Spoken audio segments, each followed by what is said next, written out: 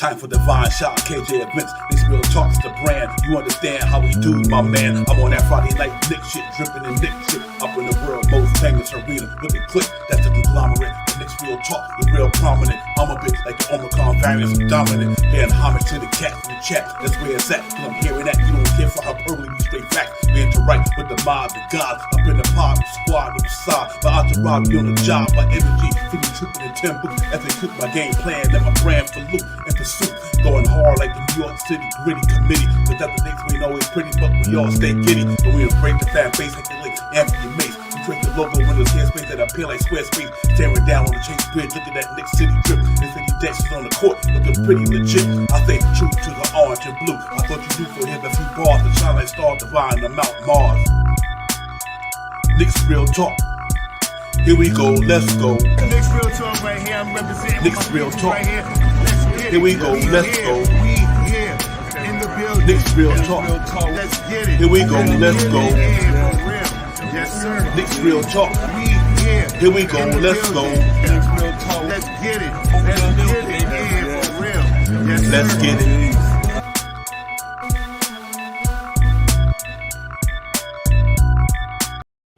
Yo, salute. What's good, everybody? Good evening, man. Knicks real talk. Let's get it.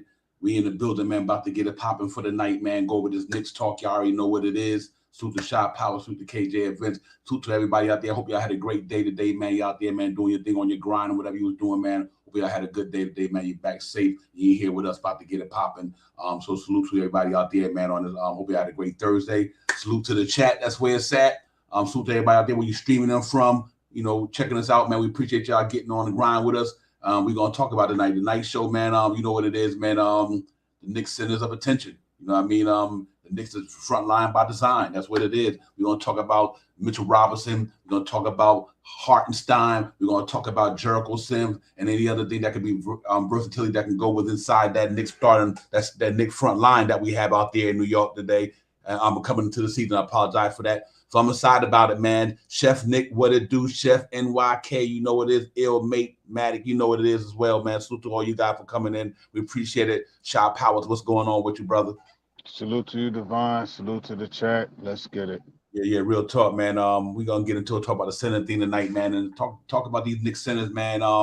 That's going into the season that we're going into the season with pretty thorough right there. I like where they at with that position. They got some good talent there. Obviously, we got the man coming back for his 5th year, Mitchell Robinson. You brought in Hartenstein. You got the rookie coming out of last year, Jericho Sims. So look like that's going to be pretty much the three-headed monster down there for the New York Knicks that's coming to the 2022-23 season. So we're going to see what they're going to do. They're going to be able to hold it down for the Knicks in this season. What, man? I think they're pretty decent. I like what we got there. And I think it kind of coincides with what we're dealing with the team overall. But we finally got some height there, bringing in somebody like Hartenstein pretty much close to 7 foot. You know, Mitchell Robinson now and Jericho Sims, you got at least a 6'11" average or above in the front line. So I'm really excited about that part of the Knicks thing, man. What I'm also excited about as well is, you know, the emergence of my man, Jericho Sims. I think that I actually believe this man can play power forward, Shot Powers. I think what I've seen in summer league, the way he put it down, the way he was putting that ball on the floor, getting to the hole, I was like, whoa, look at Jericho looking like a power forward out there. So I'm really excited to see what he's going to bring as well to the season, man. So we got 3 good choices to go by, and we'll see what we do with that this year.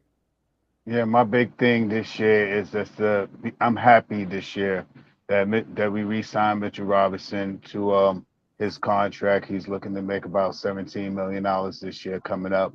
And if Mitchell Robinson stays healthy, he's going to be, I believe, one of the premier centers in the East this year. A healthy Mitchell Robinson, coming out of coming in healthy into the summer league. I mean, coming into the to the tryouts and making it into the playing status. I think Mitchell Robinson is going to be one of the centers in the East that's going to be talked about a lot this year. He's got his bag now. I believe he's ready to play. You see in a lot of his videos on YouTube and Twitter and stuff like that. He's trying to pronounce his game a little bit, shooting some more free throws, a couple of hook shots, some down low moves. So I'm looking forward to see Mitchell Robinson playing alongside with Jalen Brunson to see how Jalen Brunson really sets him up this year, and see if this year he could make a double appearance. I'm looking for Mitchell Robinson to be around about 12 to 13 points a game and about 12 to 13 rebounds a game. Man, I'm hoping for Mitchell Robinson to be a threat in the East this year. Yeah. I think he's really on the mission, and we're gonna get into all this stuff, but we're gonna get down these statistics. We're gonna break down these stats and everything in a few. We go through each one of the centers and what we think about them. But real quick on a different note, the New York Knicks shot my man to training camp invite, which I thought they would. I just want to get my man out the Ray real quick. But I knew this cat was gonna make it though. I thought DaQuan Jeffries in summer league had a hell of a summer league to me. He was probably the third or fourth best player in summer league. I kind of figured if we're going to get him, I wouldn't doubt if he don't make the roster. So salute to DaQuan Jeffries, getting a chance to come to the Knicks training camp, which, like I said, I knew he would because the young man had an awesome summer league. He was in there putting work in summer league, and him and Keels and them guys. So I think they're going to be filling out that 15-man roster for what I see moving forward with the Knicks. You know what I mean? Like I said, that's a statement that the Knicks put out about him, and what they're gonna do with him. But 6'5", 225. What I mean? He definitely got dog in him. That's what I like about him. His career, he's been around a little bit here and there, but he got a lot of dog in him, and I like that about him. So I'm really excited to see what they're gonna do with this cat, man. I real talk. So we'll see how it goes. But he's a talented cat, though. He got a little it in him, child power. So I think I kind of figured they were going to bring him to training camp for sure. Yeah, it's good that we bring him in here to see what he could do. He played pretty well in the summer league this year. I'm not sure if his average, I think it was under 10 points, maybe 6, 7, 8 points or something like that. And some of the things that you see online about him, he's a good shooter, and he can shoot a little bit. He can play a little bit of defense, and he knows how to drive to the hole. Something that we need to see. You know what I mean? Someone that we can probably hold on to or do something with him, and give him a small contract or substitute somebody from the G League and bring him into the G League or something like that. Pretty good guy, play some good defense, hit some big shots in summer league too. So let's see what he could do for us. Yeah, real talk. I think he definitely earned a training camp invite. I thought he was the best, about the fourth best player in summer league. Obviously, the way Grimes was playing, Sims was playing, Ferry Hunt played decent, but he was really showing up though. I got to give it and showing out there. So good for him, man. I'm glad he got to get a chance, the opportunity to make the big roster and get to the NBA. You know what I mean? He probably had that how would I say, that journey trying to get there. Probably didn't stick, but you never know. I think he showed enough where he, him and Keels and Ferry Hunt definitely could beat them three guys on the back of the roster just to fill up the roster spots. 13, 14, 15 guy would have been then you got the other 12 guys going to be there. So I'm hoping he make it. It's all good with him. And I just wanted to get that out there, let the guys, ladies, just know they wasn't aware that we are bringing them to training camp. But right now, getting back to the main topic of the show, man. We got some cats here that look like they want to go and get it this year, man. Everybody hungry. They're determined out there. Like I said, our three centers right now as we speak. Obviously Jericho, Sims, Hartenstein, Mitchell Robinson. Them cats ready. I like what we got there. Frontline pretty decent. You see their numbers, they splits, man. Mitchell Robinson 76% from the field. Obviously he don't shoot threes. He shot terrible from the free throw line this year, only 49%. 8.5 points a game, 8.6. 2 assists. I don't need to harp on that too much because they don't throw the ball from enough to get assists, so that don't even really matter. He played 72 games this year, and he played 25 minutes a game. Pretty good year for Mitch to play 72 games out of 82-game season. That was pretty good. Jericho Sims, obviously young rookie last year, raw, but 72% from the floor. Obviously, he don't shoot threes, shot 41% from the field. Obviously, you want to see him get that up. 2 points a game, 4 rebounds, 0.2 assists. Played 41 games this year. He had 13 minutes per game. You've seen what he did in summer league. You see his maturation. He's going to be a pretty good rebounder in the league. Athletic. If we get the defense down a little bit more, he's going to be pretty decent. I like his game. He got a little touch down there around the rim with the floaters and everything like that. So I want to see him develop that as well. But he's definitely a powerful dude, man. Can jump off the gym. When I jump out the gym, I mean literally. this cat can get up there, man, with the best of him. He's strong cat too, good rebound. I like the way he rebound, and he got good footwork for a guy like that, man. So you know what? Hope he's one our guys going to be there. But then we brought in Hartenstein, obviously. Hartenstein played 62% from the floor last year. That ain't bad for a center. 62%, 47% from three. Shot almost 70% from the free throw line. Decent numbers. You take that 40, and obviously, he ain't going to shoot 47% his career like that, when he get more touches. But for him to be able to have the ability to shoot the three ball from that distance is a good thing. And he shot well from the floor. 8 points a game, 5 rebounds, 2 assists. Like I was telling y'all in a couple of other streams ago, he's a real good passer out of the high post. So I mean, you're gonna see that cat having the ability to get guys backdoor cuts and things of that nature. You got RJ or Brunson coming down the lane, or Julius. He's pretty much got a good knack, or whoever he playing with on the floor. May that be he in the second unit with the other guys like Grimes and Rose and all these guys at top of them. He got a good eye for passing, so I like that about him. He can stretch the floor. So I mean, them are 3 centers that the Knicks gonna be rolling into the season with, and let's hope that they turn out to be what we wanted to be. Shop House, but I do think we got a pretty good solid core there though. Yeah, with Mitchell Robinson there, we got defense in the front. With Hartenstein coming in for him, we have decent. We have defense in the middle, and with Jericho Sins into the lineup, we also have defense with him as well. And like you said, Divine, he did do some things in the summer league that you could possibly look at him to maybe be, if he could, if he can make the moves to the basket right and stuff like that, maybe he can convert himself into a power forward as well. But with these three seasons we have, they are a little different in certain things. Hartenstein is more of a, I don't want to say finesse style player, but he's more finesse. He can pass the ball. He can pull his man from under the make a play defense at the 3-point line, and he's aggressive when he goes to the hole. Man, he has a lot of highlight films where you see him really throwing the ball down hard and really defending the backcourt. So he's a good pickup that we pick up. I'm hoping to see him much better and a much better offensive threat than Noel was, and also a defensive rebounder plus a defensive shot blocker and rebounder at the same time. And we already know about Jericho Sims. He jumps like everybody say. He jumps out the arena, man. The guy can catch the ball, and he has in summer league. You see some of the nuances that he had, that he could put the ball on the floor. Mm-hmm. And only thing we missed from him was maybe shooting a little jump shot, but he does the push shot. He did a couple of good push shot moves that he did. So I'm looking forward to see. This is one of the positions that we have that is a really solidified position. We have 3 guys that can play defense. We have 1 guy that can shoot a little bit. He's not the greatest. That's 47% is a big number for shooting threes, but I don't think he shot as many threes as the percentage. Where I think it was, I forgot the number, how many threes he shot.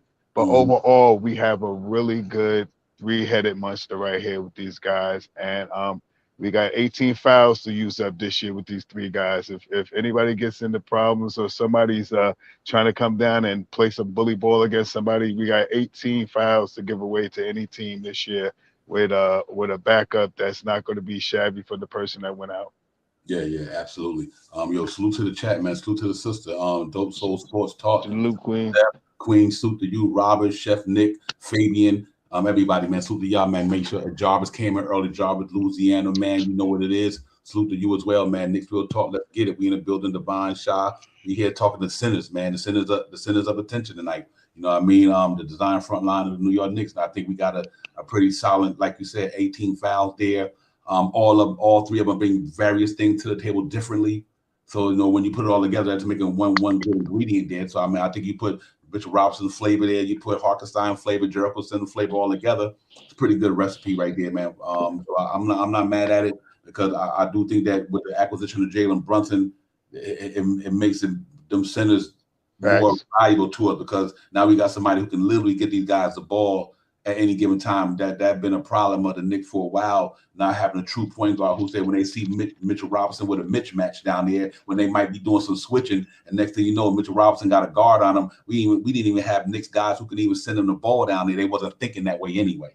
Let's put it that way. So having somebody like Brunson, who's a natural true point guard, who could score and pass, he's going to be able to see Mitchell Robinson and these centers like that when they got these type of mismatches or when the lob threat is there or whatever the case may be. I think we got a point guard now that's going to be able to get these guys the touches they need, because if you look at these guys' numbers, some of them is kind of misleading because of not playing with a point guard. You know what I mean? People say Mitchell Robinson don't pass the ball a lot. Well, you know what? Nobody giving him the ball to pass. You know what I mean? Facts. You know what I mean? So you can't really go by these guys' numbers because you just see it in the stat line. Why does Mitchell Robinson only have 2 assists? How many times do the Knicks give Mitchell Robinson the ball to get an assist? So a lot of them things playing a part why these guys know why it's so important to have a Jalen Brunson here, because maybe they can find some way to get these centers the ball down there. And, if there's somebody doing a backdoor cut or they doing, whatever, the high post, we know that these centers can have the ball in hand. They can give it to these guys to go out there and get some buckets, help the other guys get buckets. So,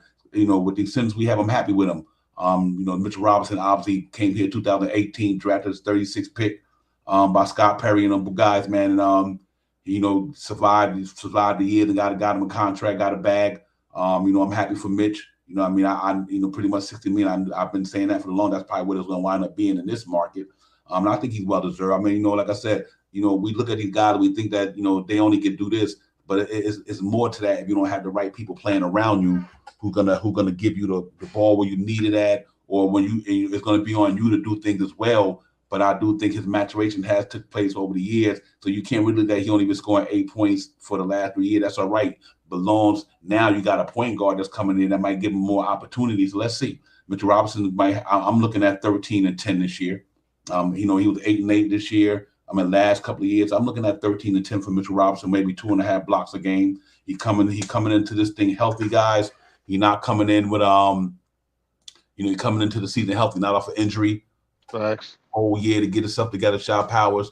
So I'm really looking for a big thing for Mitchell Robinson, man. He's one of them born Knicks, man. Came through the draft with us and went through the ups and downs, different coaches. You know what I mean? It's like never ending battle with that stuff. So that's why I'm glad that he got to play around Tom Thibodeau for 3 years. Because prior to that, it was the other previous 2 years. It was like Fizdale, then it was this guy. So everything changes every year. So I'm glad to see that he's been around a coach like Thibodeau for a couple of years. And you know how Tibbs work when it comes to players. Now he will develop, make sure you go in the gym and get better shot power. So I'm kind of happy that Mitchell Robinson got to be able to be around the coach. Let's see what he's gonna do this year with Jalen Brunson. But I'm excited though about this game. Yeah, I'm a homer for Mitch, so everything that I say may sound a little biased, so I'm not going to talk about him as much. But I think this year is a coming out year for Mitchell Robinson. This is going to be one of the first years that he really comes into a training camp healthy. After coming off the last year with the foot injury, being out for so long, and coming in and working his way back into shape over 72 games that he played last year. I believe Mitchell Robinson coming in this year, staying healthy, is going to be one of we're going to. Some of the naysayers may turn the cheek a little bit to talk about Mitchell Robinson. I believe Mitchell Robinson is going to be a big cog, a big defensive stock for us in that center position this year. And with him being healthy, him having a true point guard for the first time in his career. I can't say a true up. Alfred Payton was kind of a point guard as well, but for him to have someone that has that will give him the ball, because that's what he didn't do. Alfred Payton didn't give Mitchell Robinson the ball, nor did Alex Burks last year. He didn't look for him as much. So I believe this year, with the connection with him and Brunson, I think Mitchell Robinson will excel this year. Yeah. You know what? Let's look at the overall credit to stat moves, man, and let's put up Mitchell Robinson number, because I think it's important that we break down his numbers and see what he's been doing consistently for me. Obviously, like I said, he came in the league 2018-19, 66 games that year. I think he missed 16. I think that year he got hurt. I think it was his hand or something of that nature. But he always shoot good from the floor. Obviously, field goal percentage. But he stayed. He only had 6 rebounds that year. But see, that's what I like about him. You look at his numbers; they drastically. They was improving. He went from 7.3 points that year, just 9 points, and he 8 and 8 the last couple of years. But his field goal percentage, his foul tech percentage, 1 year he shot 60%. That's why I said last year we had 56% the year before. After that, then it went to 49 and 48. So I'm if we can get that thing back up, don't get me wrong, 60, 65. Shaq and all these guys couldn't hit free throws. It's not the end of the world. Not the nitpick about Mitchell Robinson free throw, because there's a lot of great NBA centers that shoot free throws. You got some guards who shoot that good. So it's just one of them things that he need to work on, and he's been working on it this summer. But other than that, his field goal number percentage is wonderful. 69, 74, 65, regardless, they all dunks or putbacks. It don't matter. It's still points and still percentage. I take a guy shooting 76% on dunks than somebody shooting 39% on threes all day. You know what I mean? So I don't have a problem with Mitch to just be good at it. Now he does that as well. Obviously his blocks was 2-4, 2. I want to see him get back into the number shot power 2.4 a game. Thanks. Yeah, and I think he's gonna get there this year. I think he got a different guy, more hungry, determined, got money. He ready to go and show and prove he worth his contract. So I do think I want to see him get back to that 2.4 blocks, and I think he's just that good. But and he can at that position rebounding. You like to see a little bit more. But last year he had the best rebounding year last year. Out of the 4 years, 8.6 a game, and his offense rebounder is in the class by itself. I think when it comes to that, he's just a good offense rebounder. And when you got a team that don't have a lot of great shooters, that plays pay dividends to have that shot power. So you look at his number overall. I think across the board, I think he comes back with a pretty decent year if he can get that free throw up. And I'm hoping Brunson can help add on to his game. Yeah, I have high hopes of Mitchell Robinson this year, man. I think with Brunson here, I think he's going to excel this year. And like I said, the last words that he said, well, one of the last words I mentioned saying Mitchell Robinson said he wants to be one of the fastest centers in the league, trying to run a mile in 6 minutes and stuff like this. So if he stays to what he says and it comes in being a fastest center, and he'll get more points because Jalen Brunson does push the ball a little bit, and he can get up and down real good. He got good vision, and I seen a couple of games how how he just changed the game for his center like Powell when he played with the Mavericks. He made him look like an exciting dunkologist, and so I'm just waiting to see how he gets with Mitchell Robinson, and I believe that he's going to get with Mr. Robinson, and he's going to show Mr. Robinson how he wants him to set the pick and roll. Mitchell Robinson really never had a point guard to show him or tell him more, I believe, where to set the pick and how to hold the pick. So when he rolls, they roll together instead of Mitch rolling before the guard rolls to the hole as well. So I think Brunson will show him a little bit of how he wants him to play. I guess that's how you say it, how he wants him to roll to the hole and stuff like that. So I think that makes Mitch a much better player. Yeah, absolutely. Like I said earlier, I agree with you 100%. Having a floor general, somebody who knows where to put you in a spot, who knows how to be the quarterback of a team. You know what I mean? That's important, man. Jalen Brunson right now is going to be the quarterback of that team. So he's going to have to make sure that he give me I'm going to call them receivers, putting these receivers in the best position to get that ball and get them 2 points. So just to use the metaphor of football, we talking about that this guy really can be the quarterback of this team. And what I do like about the thing with Mitch too, because there's a reason why Mitch want to run fast, because Mitch can get up and down the floor faster than a lot of centers in the game. You know what I mean? Salute to my man Charlie King. Charlie King, good to see you, my brother. Salute to you. I think Mitchell Robinson is one of them guys who gets up and down the floor, like him and Obi Toppin and them, and they just got an RJ and Randall. That's why I like this. I like what I'm seeing now. It depends what happens at that 2-guard spot. You got between Brunson, RJ, Randall, and Mitch, you got cats who the Knicks pace should change this year. I'm hoping it does. With the acquisition of Jalen Brunson, I think that pace is going to change. And, Mitchell Robinson just can get up and down the floor, when he in good shape. Last year it was hard because, with the coming off the injury and out of shape and all that, which is understandable. But when he's in good condition, as you've seen the end of the last year, going toward the end of the season last year, he started getting a little bit out there more, using more energy, more speed. So now he coming into training camp probably 3-4 more times in shape than he was last year. You know what I mean, Job Powers? That he coming in and coming off a season where he got the whole season to be able to work out his game, work on his body, everything, because he couldn't do it for 9 months last year. So it's a different. So he should be coming in a little bit more energized, a little bit more speed, quicker off his feet, react to things on the court a little bit more fast because he be in shape a little more. So I think that's going to pay dividends for the Knicks from that position with Mitchell Robinson. And I'm happy for Mitch, man. I really am, and I'm a Mitch, like you said, we Mitch homers. I believe in that talent that he got. He's got to be able to, in his 5th year. And if if the Knicks didn't believe him, they wouldn't have gave him $15 million neither. They see the things that I sometimes I know I see. Sometimes it might not translate in the court at that time, but you can see what he could do. His like I always hear Clyde saying the game. This cat literally can change the game on the offensive defense, and he really can, because sometimes his energy, his shot blocking and his rim running and everything like that, it energizes jokers. You know what I mean? And when you got somebody like that on the back line who can block shots like that and makes the other guy feel good, because for that one play they get beat coming to the middle, you got Mitchell Robinson back there. So I think that's a good comfort zone to be in, knowing that.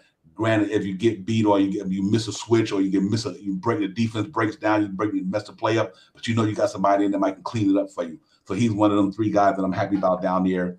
And Nick Land that they brought back. So let's see what he's gonna do, man.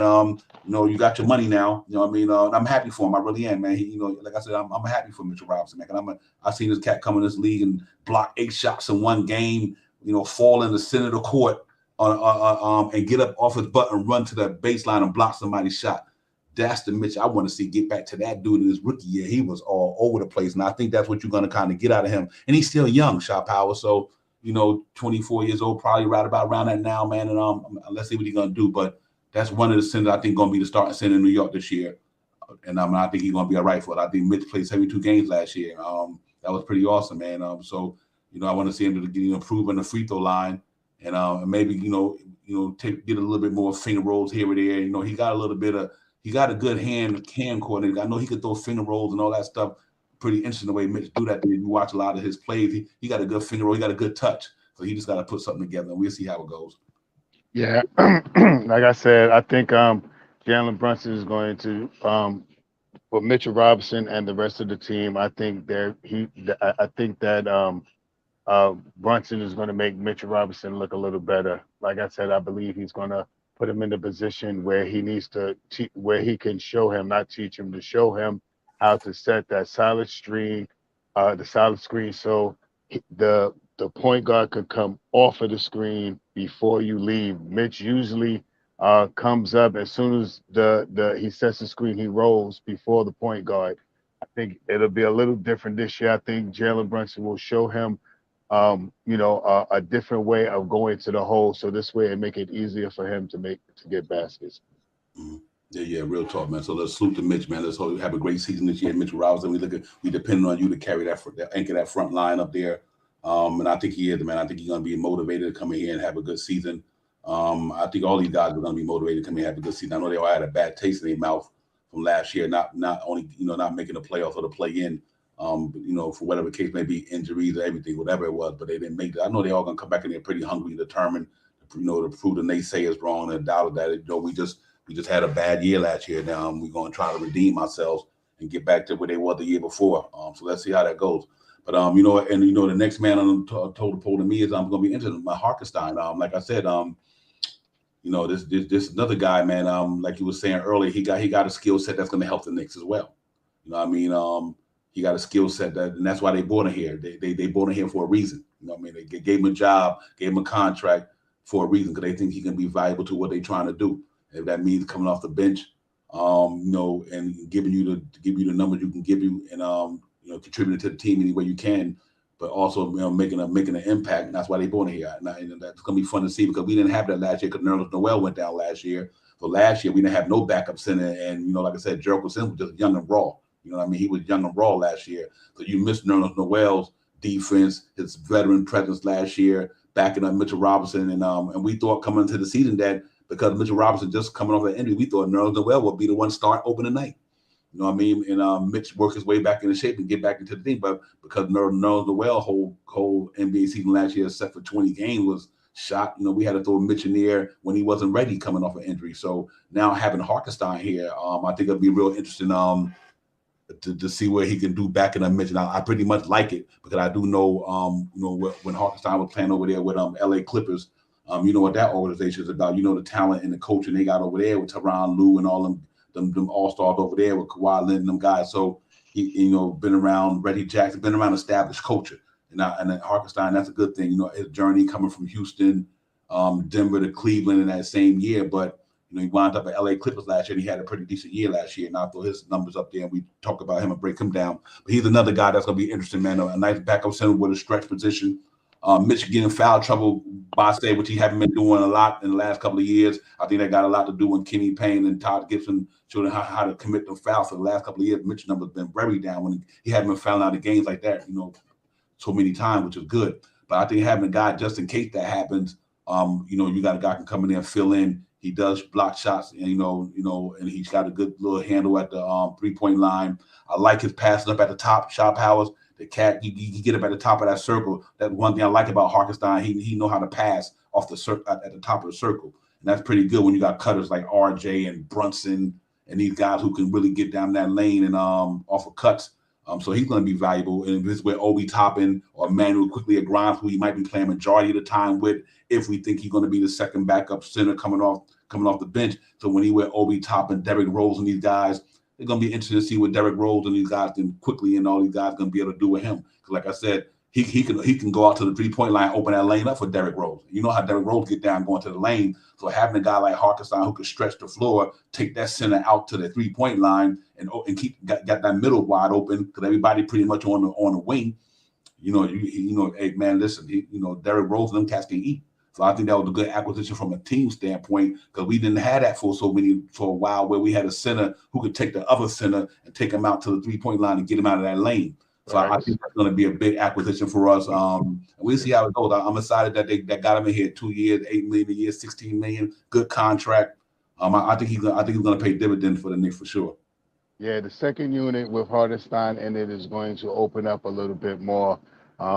We're projecting maybe IQ, Rose, depending on who started and stuff like that. If it's Fournier, Reddish, I think with Isaiah out there, I think he will open up the floor for the guys that's on the second unit to make open moves and drive to the basket a little easier. So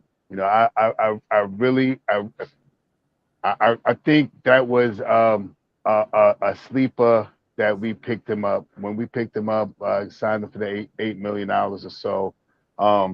He's a gritty guy. He plays good defense. He is a good scorer, good rebounder, and coming off the bench behind Mitchell Robinson, we may see him, get a nice amount of minutes to back up Mitchell Robinson. Mitchell Robinson usually does around 24 to 25 minutes a game. So that's an easy breakdown for if it's Sims and Hartenstein to break down the rest of the minutes of 24 minutes, 12 minutes apiece or something like that.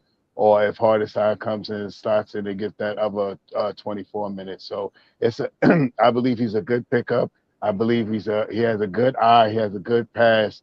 And if which I don't think is going to happen, if D Rose sits down, I think Fournier, Grimes, and IQ will work very well with Hartenstein in the back with Obi Toppin. I think it'll space the floor for these guys, have these guys having a little bit more open lane. And just in case, if he gets the ball, he can shoot it and he can make it. He hasn't shot a lot of 3-pointers, but he can't shoot them. So, maybe he might elevate his game a little bit more with the guys that he's sharing the court with a little bit. Mm-hmm. Yeah, real talk, man. I second everything you just said on that one, brother. Real talk. Salute to the chat, man. Salute to everybody. Keith Turner, Quality Jumper, Charlie King, Illmatic, Queen Steph. Appreciate you, Johnny Davis. Salute to everybody, man. Knicks Real Talk. Let's get it. We in the building. Divine and Shaw Powers, man. Talking about these Knicks centers and what they're gonna do for the Knicks this year. And let's look at Hartenstein numbers this year. And over his career and what he can bring to the table for us. Obviously, he came into the league in 2018, 2019, Houston Rockets, 2019. He played 2 seasons there. Then that next year he went to Denver, but I think he got traded in Cleveland by the All-Star, I mean, not excuse me, by the trading deadline, whatever it came to be, because he played for two teams in 2021. Excuse me. Then last year with the Clippers is where he really did his thing. He played 68 games last year, most of his career. 17 minutes a game, field goals made 5.4. He shot good, man. Out of five attempts, 5.4 attempts, he made 3.4. He shot 60%. That's pretty decent. The Mitchell Robinson number is almost right there. 3 points made, 0.2 attempt, but he hit it at 46%. So obviously, that's not going to be everlasting, but it looked like he got ability to put the ball in the bucket from three. His foul tech 68%, almost 69%, 68.9. So he shot around 69, close to 70% last year, which was good. Rebounding numbers was 5 rebounds, 4.95 rebounds a game. That's not bad. Backup center at 17 minutes. That's not bad. You're getting 5 rebounds in 17 minutes. That means that you really be you going toward that board and you're trying to chase some rebounds down. So that was good. But like I was saying earlier, 2.4 assists. A lot of Knicks didn't even get 2.4 assist numbers last year on that team. So he's willing to pass that ball. Like I said, I really like when he plays at that high post. He really know how to get that ball, man, to these cats, man. So I'm really dying to see what he could do for the Knicks there with all the cutters and slashers that we got and the 3-point shooters with Quickly and Grimes and Fournier and all these guys, man, knocking down trades when because he can spot them where he need to be at from the center position. It's pretty decent. I believe almost 1 block a game. He will go up and try to throw your stuff away from you. I do know that about him. He averaged 1.1 blocks last year. So he will chase your shot, man, and try to get it out, get it away from you. But other than that, 8.3 a game. So him and Mitch had them 8 points a game, but Mitch was a more dominant rebounding. But his field goal foul tech's a little bit more better than Mitch. And also his 3-point shooting is obviously better than Mitch. But so I think the Knicks got a guy, can come in there, Shy Powers, even if something happens to Mitch, he can come in there and probably fill in just as admirably as anybody on the Knicks team. So I'm happy about Hartenstein. I think he's going to be a good acquisition to us, hopefully. Yeah, with 17 minutes, he's doing about eight points a game, about 5 rebounds a game, about 2 blocks a game. That's pretty good coming off the bench for 17 minutes. If he gets the ball in his hand and he's open, he could possibly knock down that 3-pointer for us. Not saying that he's a stretch 5 like we all talk about, but if you leave him out there, it looks like he will take the shot if he's open, and he can possibly make that shot. So I believe he's a good pickup, man. So he played 17 minutes. I think it was last year. That's what it was up there, about 17 minutes, and he scored 8 points. With 5 rebounds. That's pretty good coming off the. But that's a little better than what Noel was doing. Just saying. Yeah, real talk. For me, what's important to me, man, with the Hartenstein thing is where he came from. I cannot harp on that enough. Salute to Canal, salute to the chat, D. Rob, salute King Ribby, salute to you cats for coming in, man. We appreciate y'all. Rick's Real Talk. You know what it is. We appreciate you. But what's most important to me about Hartenstein is where he came from. He came from a culture of winning. You know what I mean? See, and all the other tangibles is cool, but you want guys coming from a winning culture. And he came from one of them guys who really come from a good coach like Tyronn Lue, obviously coach LeBron to a championship and all that good stuff. Kawhi Leonard, Paul George, Reggie Jackson. The list goes on and on. He's been around some high quality professionals. So I think that'll rub off on him as well. I think it'll rub off on the Knicks. So that's the good. That's the most important thing to me is that you can bring players in, but what they coming from a winning mentality, what they coming from a winning culture, what they practice habits, what they work habits, or they work ethic, is it there? Forget all the other stuff. Do they have them intangibles or them qualities that's gonna make them really want to be a part of something? I think he got that. And he's young though. He's young. Came in the league in 2018, 19. So he's like what, 3 years? 3 years. So he's still young, and I think that was a good pickup for the Knicks. Let's hope to translate to the court, and it helps us on that level. But I think it was definitely a good pickup. I think a very underrated signing. I really think it was an underrated signing. And I'm hoping that it pays dividends for the Knicks. I really think it's going to help us a great deal. Like last year, literally, you could say last year we did not have a backup center. the whole year. Because like I said, Jericho Sims was a rookie. He wasn't ready. You know, he was raw. He had talent, but he still wasn't ready for some of the stuff. Some of the stuff he's seen in NBA. Maybe this year it'd be a little different because he got a year under his belt and he got experience. But not having that backup center last year was a detriment to what we did. Noel was a big part of what we did the year before. So I think that was another reason why we didn't get to where we wanted to go as well, because of not having that backup center to relieve Mitch. You know what I mean? So now having Hartenstein here, I think that makes it pay. It's gonna pay off for the Knicks. That was a good signing for the front office. I'm happy about that one for sure. Yeah, I can't, say nothing about. I just want to see it when he gets on the court and see how his game will be implemented on the floor. From what I've seen, watching a couple of the games that he played in, watching some of the highlights that he played in, he's gritty, he's hard nosed, he goes hard to the basket, he will dunk it on you, and he's not going to let you dunk it on him. He's jumping for everything. He has a high of some games that look like he's high prone for fouling people. But like I said, we got 18 fouls to give up, man. And if he's in the second unit and he's deterring people for driving to the hole, then I'm wholeheartedly with that. He hits a couple of threes, a couple of dunks, and blocks some shots. That's more than you could ask for a backup center in this league. Yeah, I'm interested to see how Tibbs going to use him. I really am. Right. Johnny Davis, I want to see that. Hey, just to throw on Johnny Davis chat. Let me put that back up there. Hey, Johnny Davis, I want to see him and Mitch in the game together.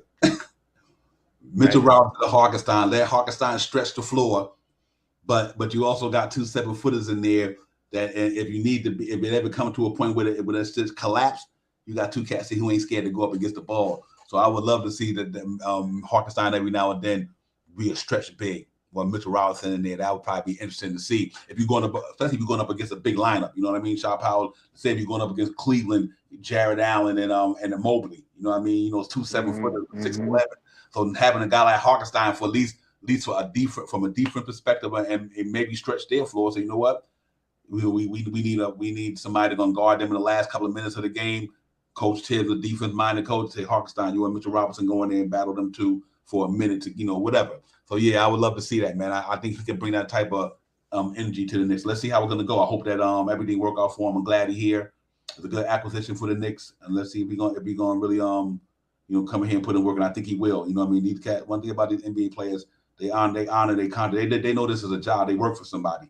You know, that's like me or you or anybody who got a job. You don't perform, they ain't gonna look good for you. You know what I mean? So I do think that it's gonna be interesting. Yeah, cash out, real talk, especially against the Timberwolves. Rudy Gobert and Karl Anthony Towns. Absolutely cash out. I appreciate that, my brother, because that's what I'm glad that's what the signing for me at Hartenstein, really does. It gives us the ability to have another tall guy. One thing the Knicks didn't have last year was height. They height. You know what I mean? That was it. Mitchell Robinson, the next tallest guy, was Jericho Sims, and he was raw, and then Obi Toppin. You know what I mean? Everybody else was like under 6'8". So I think and I've been preaching that for a minute. Was like, you know what, listen, we need some height down here. So I'm glad they got him. That was a good one. I mean, then obviously, you know what, moving forward, we got the young man that we drafted, Jericho Sims, jumping bean, jumping Jericho, young raw talent, 58 pick in the draft. But he came in here and try to give us what he had. Especially not playing pro ball. Coming out of Texas, but he got here and you seen the athletic talent, you seen the skill, the athleticism. I like his rebound, I like his footwork around the basket. What I've seen in summer league, he impressed me in summer league. Some of the things he was doing, I didn't even know he had in his arsenal. Especially when he was putting that ball on the floor, trying to drive through. I was like, whoa, I didn't even see that last year because lack of playing time and the situation, but. I like him. He's another guy. Who knows if he's going to be in a rotation this year. He might not even be in a rotation because they that deep down there right now for us player wise.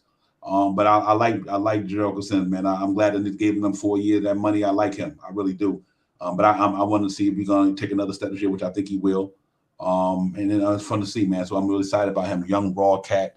Like I said, but he can get it though. He got some hops up there. He electrified the garden with some dunks. Him and Obi Toppin.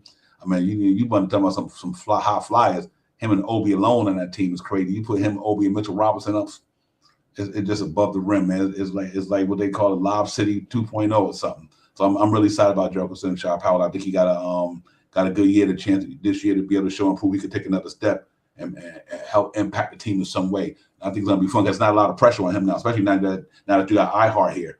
It's not a lot of pressure on Jericho Sims to do what he did last year. The Knicks just threw him in the fire because they had no choice. Like I said, no nerves, no well. He got thrown right in the fire last year for 41 games, and experiment with what he can do. He had some good moments, so I'm looking forward to him for real.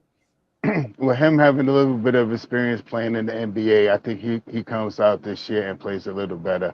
I Mm-hmm. also think that he will get maybe some minutes depending on what rotation the second unit wants to run. If you want to see, if you see Jericho Sims, I mean, you see Sims out there with Obi Toppin, Reddish, Grimes, IQ. That's a run and gun crew right there. Those are the type of guys that are constantly moving and don't necessarily need the ball, but when they get the ball, they know what to do with it. So I Mm-hmm. can see Sims getting splitting, like I said, maybe about that 24, 20, 23, 24 minutes with iHeart in the beginning. Mm-hmm. I think they can go to 12 and 10, to 15 and 10, 12 and 13, or 11 and 14. I think they can split those minutes in the second unit, depending on who's hot and who's not, depending on who gets in a foul real quick or something like that. Because now with having two big centers like this, if Mitchell Robinson is sitting down and your second unit Hartenstein gets into foul trouble, you could easily implement Sims in there to waste the fouls, until we get Mitchell Robinson back in there. So I think Sims will see some minutes, maybe not major minutes, but I possibly could see him doing 8 to 12 minutes this year, alongside with Hartenstein and Mitchell Robinson getting the bulk of the truckload of all the minutes, 20, close to maybe 25 minutes a game. Yeah. I like what Fabian put out there. I mean, I would love to see Jericho Sims back up and let Hartenstein and Jericho be our backup bigs in the game. I would think about the ways Jericho Sims had played in summer league, just the way he played in summer league. I'm like, you know what? I can see this guy being a power forward for the Knicks. He got a power game. You know what I mean? He can put the ball on the floor, good rebounder, good shot blocker. So I could see him playing a backup power forward if hypothetically if Randall wasn't there, like Fabian said. But it was Obi Toppin, Jericho Sims, or Obi Toppin, Hartenstein, Mitchell Robinson, Jericho Sims. I definitely could live with that because I think that, and that's why the Knicks signed him. They didn't want to lose him. They would have not signed him. They must believe in him, so they gave him the money. But I would love to see him play power forward. I think he got one of them Child Oakley type bodies. You know what I mean? Big rugged. He could bang with the best of them. He got good footwork around the rim. I think he probably gonna be one of them good and one guys in the league. I really do because of his strength and his hops. He get up so fast, he's so strong, and around that basket and down in the paint. He's gonna be one of them guys to get a lot of and ones. Off of rebound and things of that nature. So he's a good young man and he's good to have and moving forward. I'm hoping that like I said, this team is pretty loaded. It's a loaded team at positions. We got a lot. We got a lot of combo guys that are down there. We got, we even got guys who can go to the 4 to the 5. But I do think as of right now, we know Mitchell Robinson and Hartenstein and Jericho Sims is the Knicks centers. So it's gonna be pretty much fun in training camp for them banging with each other. Getting at each other in training camp, man, banging bodies, learning from each other. See, and what I like about the Hartenstein acquisition, real quick, saying training camp when he stretched the floor. See, that makes Mitchell Robinson and Jericho Sims have to practice their defense on running out at the centers on the 5. You know what I mean? So it's like a win-win combination because they all bring different skill sets to the table. So and obviously in practice, if Hartenstein roll out to the 3-point line, that means Mitchell Robinson or Jericho Sims as they work on their defense, got to be really get out there and get to the 3-point line. So it's kind of like a win-win for them. You know what I mean? And I'm really wanting to see what Jericho Sims is going to do in his second year. I think the young man got some potential there. He really does. And the contract is very friendly, $2 million, something of that nature. So I'm excited about him, man. Real talk. And obviously, last year, 2 points a game, 4 rebounds a game. That's what I mean. His rebounding numbers were decent. Half a block a game. He played 41 games last year. Played 13 minutes a game. He only had one field goal, one field goal made, one attempt. He shot 72%. Can't beat that though, So he did that there. Foul tech got improved. He shot terrible. He shot lower than Mitch last year. I see like the old NBA was like that though. Shop house. I'm like everybody wasn't that. I don't know what the new Wilson That ball basketball, the was. basketball. So I'm like, man, it seemed like the whole NBA was down trying to get adjusted to use of that new ball. And his numbers was pretty abysmal right there, 41%, which is understandable. But his rebound numbers was there, man. I'm glad to see that. So and I think he got that power forward frame, and he could jump with the best of them. Even if you got to like you always say, 6 fouls. If the game on the line, you don't want one of your centers to foul out. You could throw him on anybody in the league. Damn near you put him on LeBron, anybody, because he got that big old body, so he's pretty strong down there. So I think that pays dividends all around. Whether his shot blocking, his athleticism, giving up a foul on somebody, not to keep our other guys out of in foul trouble. So, but I think he's going to be a pretty nice player for the Knicks moving forward. So I'm really excited about what Jericho says brings to the table. Shot Powers. Yeah, him being in the league last year, playing those games, really taught him a lesson. And I believe this year he'll learn how to adapt himself to play defense this year. He's an aggressive rebounder on the offensive or the defensive end. And Mm-hmm. if you leave him open, he will dunk it on you. So I really think that he's going to get a couple of minutes this year. I don't think he's going to be like he will be situational, but I think he'll be highly regarded of getting some minutes this year. I think Mm-hmm. he will be the third unit, but I still think I can see him getting somewhere around 8 to 12 minutes a game. Somewhere around 8 to 12 minutes. Maybe Hartenstein gets about 12 to 15 minutes, and Mitch takes up the rest of the minutes from there. Yeah, real talk, man. That's a great analogy right there because he's definitely worthy. He's only going to get better. These cats. Yeah. Got one thing I can honestly say. What I'm happy about, and like I was saying on the past stream, we might not got the best starting five league, but we got a good team. I mean, we got a good team, and guys like that. The culture is set there. Them guys go in the gym, they work hard, they all get in shape. You seen Julius Randle and Farry Hunt working out with Randle early in the season this year down in Dallas. You know what I mean? Right. You look at every Knick player right now, they're in the gym. You look at RJ back. You look They at are ripped. all these cats, man. Salute to everybody, my man Ron and John. Hey, Ron and John, that was a great show y'all just had on the NBA report, man. That was legit, man. That's some great dialogue you cats had down there. It was interesting, man. You cats didn't see that. Yeah, I go make sure I hit Ron and John up on NBK and look at that show they just had on the stream a few minutes ago. That thing was pretty nice, man. That was an interesting dialogue about what happened with the NBA with the owner from Phoenix Suns. Mm-hmm. There was some great dialogue. Salute to you, my man. You and Ron and John, the dynamic duo down there at NBK. Salute. But yeah, salute to the chat, man. Salute to you, Gideon, man. Long time no see, my man. G Money. Salute to you. I'm glad to see. I'm glad to see that you're still in here doing your thing. That's real Salute, good. Danny. Salute, Danny. G Money. Salute. But yeah, man. So I'm excited about them three guys we got. I think they all gonna play a major role in what we do for the Knicks. They all have different skill sets, like I said, that can bring it all to the table and put all them ingredients together, and then you're gonna have something pretty nice. So I think we good at the center spot in New York, going into that there, man.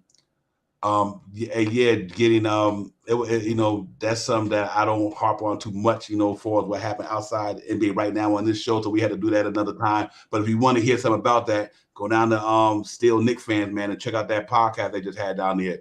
They pretty much can answer anything I would have answered for you on it. That was a good show. So for that particular topic, G Money, we pretty much on a Knicks topic right now with the Knicks, and so I would say recommend that's a good read. Y'all go check that out. But like I said, for what we bring into that position, I think we're pretty good there this year. We solidified the 5 spot in New York moving forward, and we just have to we have to see that everything come together. Excuse me, guys. Everything come together. And but I think we good at the center spot, Shop Howard. I really am. I'm comfortable with what we got there. I really am. I think they all can make an impact. We won't be one thing I can say. We won't be weak at that position in the league this year for sure. Oh, no question. Knock on some solid wood over here. If we can Mm-hmm. stay healthy this year with all three of those guys, as the starter, the middleman, and the cleanup guy, we will be just fine this year. And I really see that is one of our positions that we do have solidified.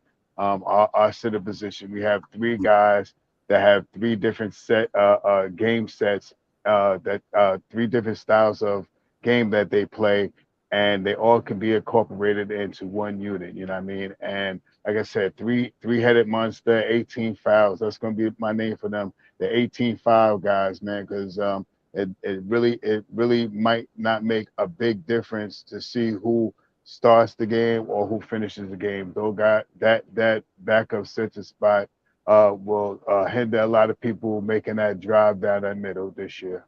Yeah, real talk. Yeah, man, for sure, man. I'm excited about the center spot. Like I said, I'm that's no worries for me. That's once one position that the Knicks got is no worries. I think them guys capable of doing their job. I think that what they get paid for, they would do. Like I said, you know me, Chop out a million a point. You know what I mean? That's been my Facts. MO for years. So if Mitchell Robinson got 15 million. Mitchell Robinson better be getting towards 15 a game for me. You know what I mean? And I'll take 13 if you're going to give me 10 rebounds and 3 blocks. So Mitchell Robinson just got to live up to his contract. $15 million a year, give me 15 points. You know what I mean?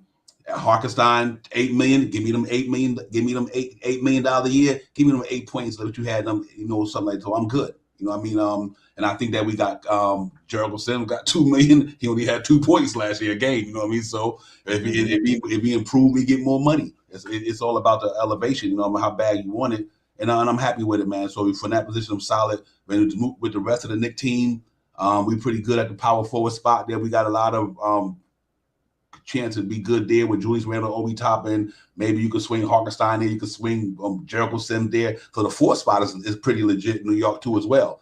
Salute to my man D Cool. D Cool, salute to you, my brother. Real talk. So I think we good at the forward spot, the small forward spot. We got a lot of versatility there. R.J. Barrett, Cam Reddish can go there. Grimes probably can go there. You might have throw Obi there for a minute. I mean, so you got a lot of versatility there. Obviously, you got guys like Farian Hunt back there who got a possible chance to make the team. Well, he will make the team, obviously. Him, Jeffries, and Keel going to be there. I think them the three guys pretty much going to lock that in. Unless something happens in training camp and somebody blows somebody out the water, then it's a whole different story. But I think the three spot is legit. I think you got a lot of versatility there. I think you can go either way with RJ, Cam, moving this guy, moving that guy there. The biggest thing is a two spot. I mean, that's the one that I think is going to be for me, the one that need to be resolved the most of the two. Obviously, the point guard pop with Derrick Rose, Jalen Brunson quickly can go there if need be. I wouldn't doubt if Grimes could slide over and do that with his skill set. It's because it's really about the skill set. He's a good passer. I think we're pretty good there, Shop. I think this will be a pretty good team. I think we could compete, to get into the playoffs. I'm not. I think we can do that if everything stick together, and we'll see if they make any moves here or there, whatever the case may be. But I'm pretty much happy with what we have, though.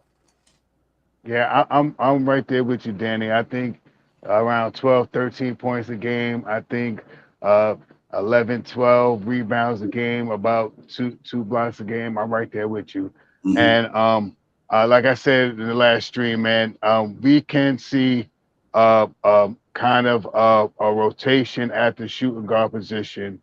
The one thing that we will have to do is either trade Fournier, or maybe sit D Rose on the bench. We sit D Rose on the bench, we can have him almost as like a Sims like player, situational with 8 to 12 minutes a game too, and his minutes could be split up if you move IQ to the one, or D Rose come in the one, move IQ to the two, all depending on how Grimes and IQ is playing on an particular night. You know what I mean?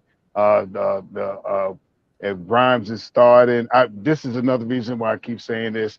I hope that they think that they could possibly think about putting um, Reddish into that starting lineup, man, because that would ease up the pressure on the two, because now you have RJ at the two, and now your two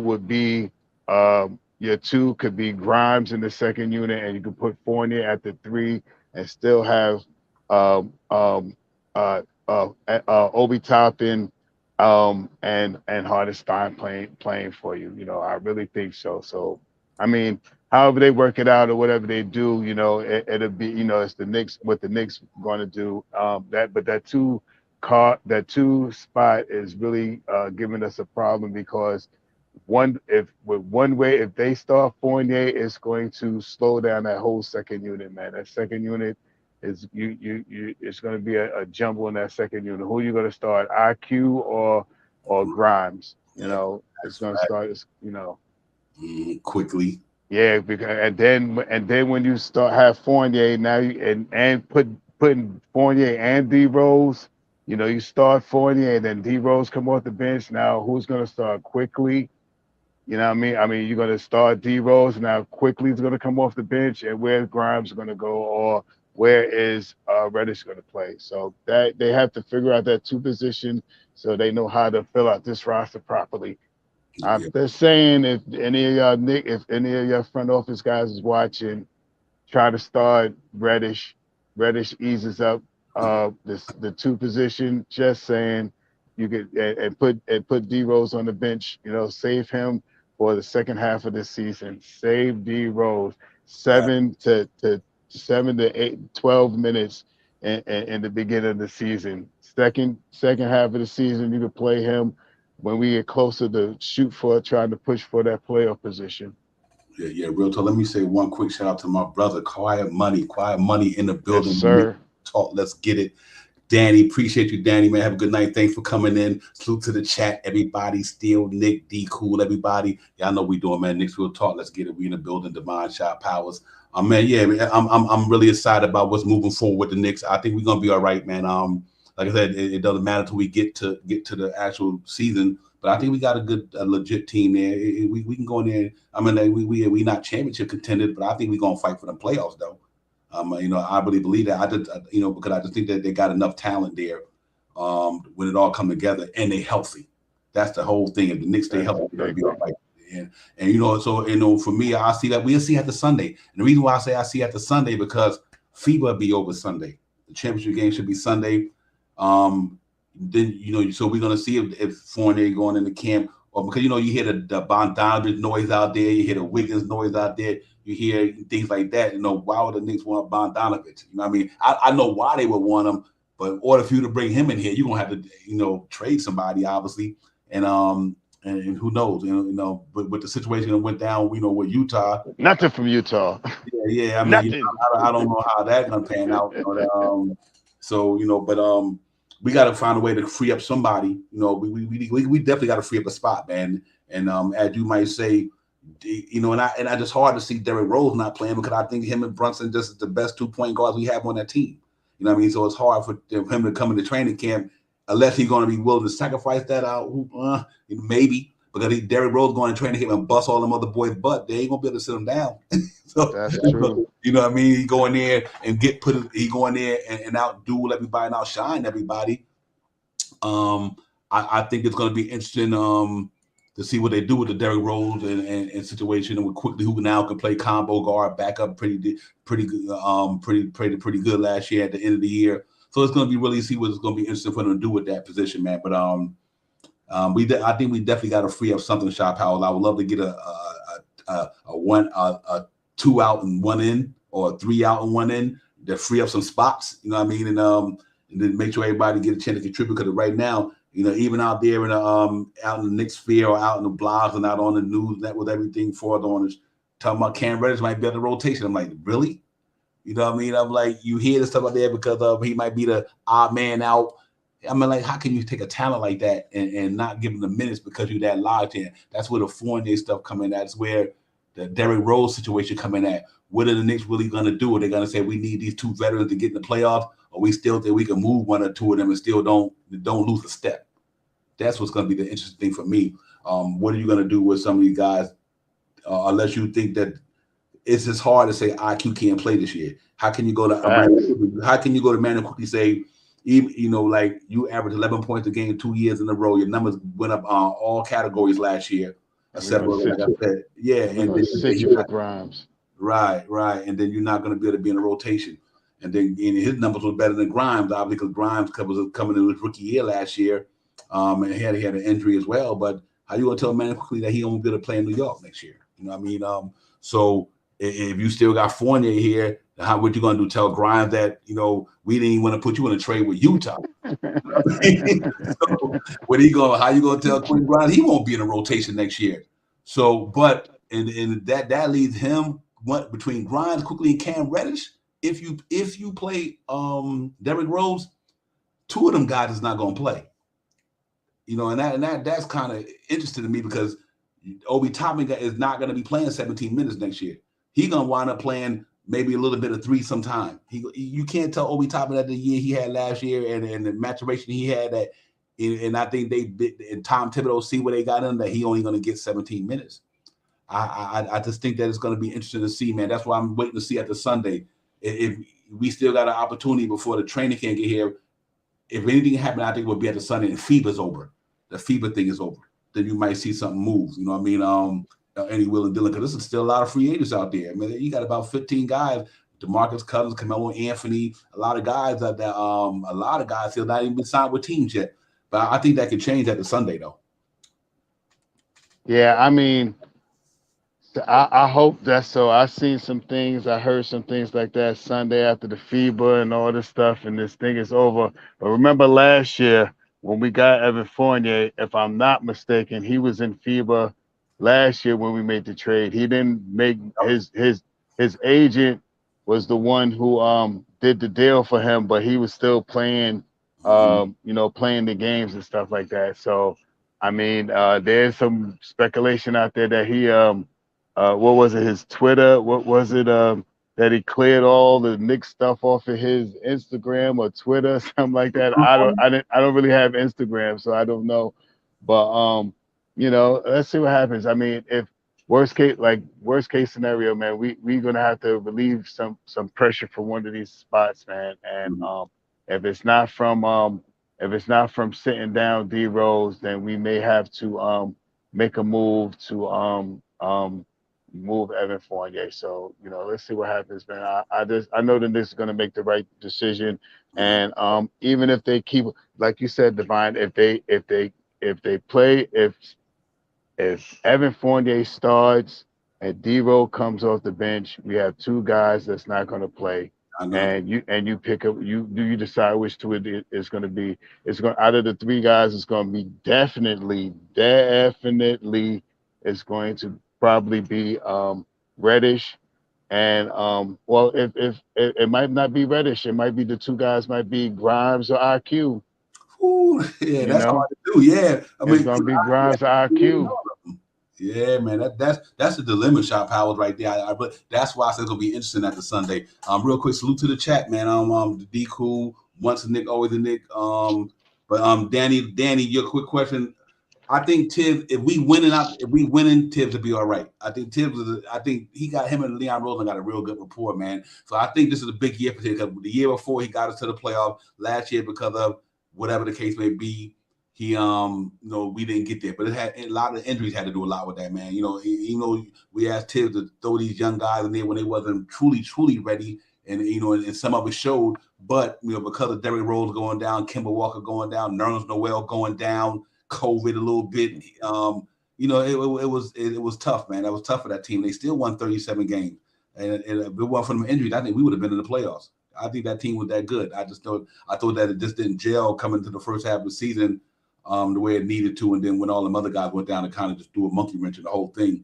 And then Grimes go down, Cam Reddish go down, everything would start. So I'm going to chalk last year up only to the fact that Tibbs had to play. He had a roster that wasn't really wasn't talented like it is. You know what I mean? You lost. It wasn't full either. Wasn't full, correct. So I'll give Danny. I'll say I'm gonna give Tibbs a season, unless something literally go the other way before the All-Star break. The Knicks would have to be under 500 by 10, 15 games, I think. If you would even contemplate about that, but we'll see, man. I think I think it's fair. It's only fair to give Tibbs give him a chance in his third year because he did get us where we didn't go in the year before. You got to give. The only reason we got to that level was because of Tom Thibodeau. You know what I mean? Literally, he made Julius Randle turn into an All-Star. He made he had these guys really locked in. You know what I mean? And so we'll see. Danny, that's a good question though. I would love. I think he's gonna be all right though because I don't think that it's gonna be a bad team. I just don't see it. So I think he should be fine. I think Ted's pretty excited with this team he got. I think he obviously we would have got Donovan Mitchell and then probably would have been more excited maybe. You know what I mean? But I think he's happy with what he got because he know these guys, man. And with like Shot Powell, we always say continuity is there. Only person came in that was different with Jalen Brunson and iHeart. Everybody else been there, so they got a lot of continuity coming out the gate. He coming into training camp, hopefully healthy with everybody. Everybody gonna be there. So he got a lot to work with this year. So it's no excuse for Tibbs this year, Shop Howard. I'm riding with Tibbs. He definitely ain't got no excuse this year. He got to show and prove this year because the Knicks gave a good point guard. They gave him a backup center. They signed some players that he wanted. He loved Mitch. He signed him. RJ got money. Randall should come back hopefully he come back. So I think he should be all right this year. I'm interested to see what the Knicks gonna do. Yeah, I mean, Tibbs right now as the coach of the New York Knicks, with the lineup, with the team that he has right now, will really have to sit down and work some plays out because we really need. If I do not see Fournier starting, so with that being said, um, I mean, I do have it is like 30% chance that he starts, and I think 70% chance that someone else starts. But with Fournier starting, and definitely seeing D Rose coming off the bench, we are in a dilemma. Yeah, We are in a dilemma. I facts. mean, the Tibbs is going to have a hard time trying to fit in IQ, Grimes, and Reddish if Fournier starts, and if D Rose comes off the bench, it's going to be hard as well. So I'm just saying this: if you wanna quiet all the naysayers out and hope that you can get 7 minutes out of D Rose, start Reddish. You start Reddish, you put RJ back to two, you start IQ as the point guard, and you got Grimes as the shooting guard. You play Fournier in that three position, and you play Obi Toppin at four and iHeart at five. And if IQ or Grimes is not playing well that game, then you implement Rose into the game to take those minutes from the player that's not producing on the court. This way, Rose can still get in the game, but Rose is a third option. You start IQ, you start Grimes. I mean, Grimes, IQ, Grimes, Evan Fournier, Obi Toppin, and IQ is a good starting unit for the second unit.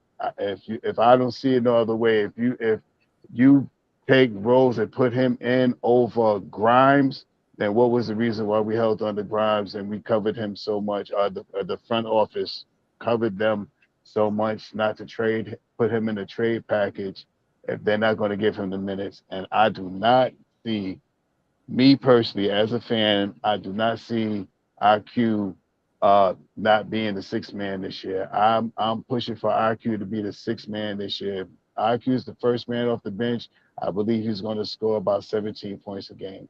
We need to have IQ and Grimes, man. And if IQ is not hot one game, then now you can substitute Rose into his position. If Grimes is not playing too good, you can move IQ to the two and put Rose in at the point guard.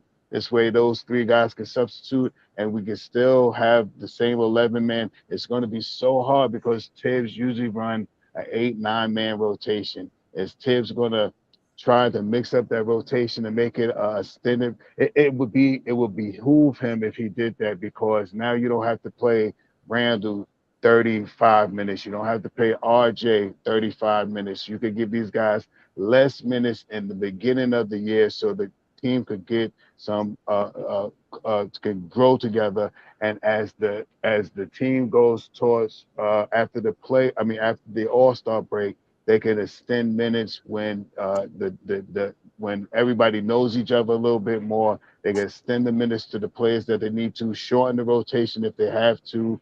But in the beginning of the year, if they don't figure out how to work D Rose, IQ, and Grimes out, this is going to be a rough year. Yeah, I think from my years of seeing Tom Thibodeau coach over the years, he's an old school coach that goes.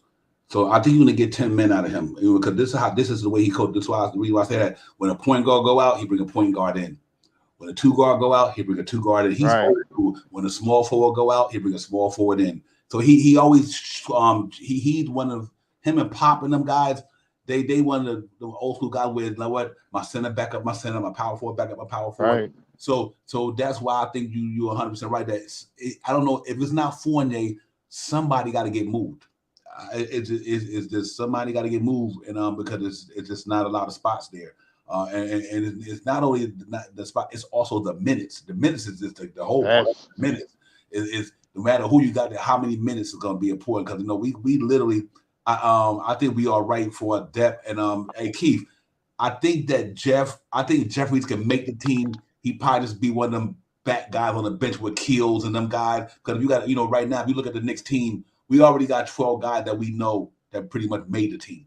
If you want to say the 10 that we always talk about, then after that, then you got to, Jericho Sims going to make it. McBride there already, so right. they take up that 12-man roster. So I think the two-way contracts could be there, and I think Jeffries, he could be there. I think the Knicks can give him a small little contract. He could be the 15th man or maybe the 14th or whatever the case may be, but he got a good chance to make it because he showed improvement in summer league. He might not get the time, but he might be on the NBA roster. And you know what happens once you get up there, man. You never know somebody get injured or something. You get an opportunity. That's just how, like Tim says, always stay ready because you never know when the opportunity knocks. And a lot of Quentin Grimes, when Derrick Rose went down, Quentin Grimes got his shot. You know what I mean? So Right. you always got to be ready. But it's interesting what's going to happen there. Because I think they're a little bit too guard heavy. They guard heavy, and if you're going to keep the $18 million Fournier there, then you got to do something. I just don't. Somebody gonna be upset, put like that. They're not getting no minutes, and like you said, you don't see it being quickly. I don't see it being quickly. I do not see it being quickly Oh wait, he's at gonna all. Quickly is the sixth man for us this year. He is coming off the bench. He is the first man off the bench. I think he comes off the bench before D Rose. I believe that. I believe that this year. I've seen how he played towards the end of the year. The everyone talked about if he's a point guard or is he a two guard. At the end of the year, he proved that he can be a point guard, and I believe that he's going to be the sixth man off this. I've seen him in these summer leagues this year, man. His shot has improved. His moves to the basket has improved. He's got bigger. He's got hard. He's a dog, and I think he'll take as everybody. I think this year will take a better percentage shot this year. Instead of like chucking up shots, I think people will shoot better shots that where you're more open this year. I think the guys know each other, and I know that I believe as a fan that they're going to put the guys in the position where they can score and quickly can pass. Quickly, it's an excellent passer. He's at the last guy. What he had two triple doubles at the end of the year. Yeah, man, this guy, I believe he's going to be the sixth man off the bench this year. That's what I'm hoping for. Yeah, I mean, what do you guys think out there, man? We guard heavy in the Knicks. Do y'all think there's anybody that you foresee that might be moving on from the Knicks? The Knicks might move on from them to free up some roster spots, or because if you look at it the way it's presently constructed right now, Jericho Sims, Cam Reddish, Deuce McBride, and either Quickly or Grimes will not be in a rotation. That's crazy. Think about that. Jericho Sims, obviously McBride, Cam Reddish, because only the reason why is because of Fournier or somebody else or Derrick Rose is there. So you losing a lot of young energy there, guys who can get up and down the floor. Grimes can shoot the three with the best of them. Quickly ain't bad for shooting the three. I think he had bounced back to the year he had before that when he shot 38%. I think he's good from out there. So what Reddish could do with a ball. Obviously he got to get his percentages up, but he's still a talented dude. Them three guys and might not two of them might not be in a rotation. So like I said, do y'all think that we got to move somebody, whether Fournier, anybody? But I don't. For that right now, I think it's going to be a pretty tough dilemma. Somebody gonna have to sacrifice minutes and time. And I, like I said, like you said, Grimes. I don't see that. You ain't go through all that down the middle stuff and not give him up. Not to play him. If you think you believe in him that much, and I believe in the kid, I think the kid is a very talented young man. He's one of them guys I think going to have a pretty decent year for the Knicks. So it's hard to see, man. Shot Powers. And then you hear everything out there on the trade market. You talk about the Andrew Wiggins situation. Let somebody put in there Devin Booker. I don't think that's going to happen. They're going for a championship. I think regardless of what happened with they owner, but I still think that team is they competing for a title. So if anything going to pop off before training camp, are we going to go in there and wait till we get into the season and see who's going to make it, who's not going to make it, and who's going to be in the rotation, who's going to be out the rotation? It's hard to justify. A lot of them deserve to play. So it's a good problem though. It's a good problem. I mean that you got enough talent to had to sacrifice some talent not being able to play. So I think it's a good problem. I know the dynasty with Tibbs and Scott Perry, guys what conclusion they're gonna come to what decision the direction they want to go, because we got some players down there that ain't gonna play. That's it. I'm gonna say this. I'm gonna say it once again. The starting lineup of Brunson, RJ, Reddish, Randall, and Mitchell Robinson is the lineup I want to see. And there's two reasons why I want Reddish to start. One, Reddish has been in the league longer than Quickly and Grimes. He hasn't got as many minutes, but he has been in the league longer than both of those guys. Two, he is a lanky 6'8" guy that can play some basketball. And if we do not play him now and see what we have in him, if he can stay healthy and see what we have in him, by trading deadline, he is going to be worth nothing. So either we start him, see what we can do in the first 10 to 12, 15 games and see what he can do before we make any substitutions in that small forward position, or we are going to be stuck with Reddish starting at the 3, RJ going to the 2, and if we sit D Rose down and start IQ, Grimes, Evan Fournier, Obi Toppin, and Hartenstein, and switch in whoever's not playing well with D Rose for either IQ or Grimes. We will be fine. We'll be able to run all of the rotations. We will get to see people with limited minutes, but they will still be getting minutes to see who is hot at the end of games or who is playing well, so at the traded deadline we can get off their contract. That's what I believe, and I'm sticking with it until we get to the. I don't think this is going to start, but for me, the way I look at the team, if we start Reddish, we put RJ at the 2 position, then we give chance for IQ and Grimes to see both of these guys play together with Obi Toppin, and switch in D Rose if one of these guys last year. IQ started slow. I do not believe IQ is starting slow this year. And if the Knicks believe in Grimes the way it looked this whole trade season, I believe he comes off the bench right after IQ.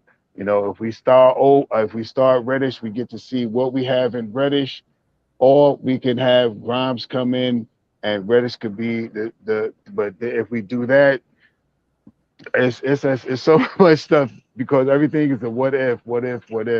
So, I mean, I'm sticking with Reddish coming at 3, pushing RJ to the 2. Yeah, I tell you what, this here for me, it's either got to be him or Grimes. I like Grimes because of the 3-point shooting.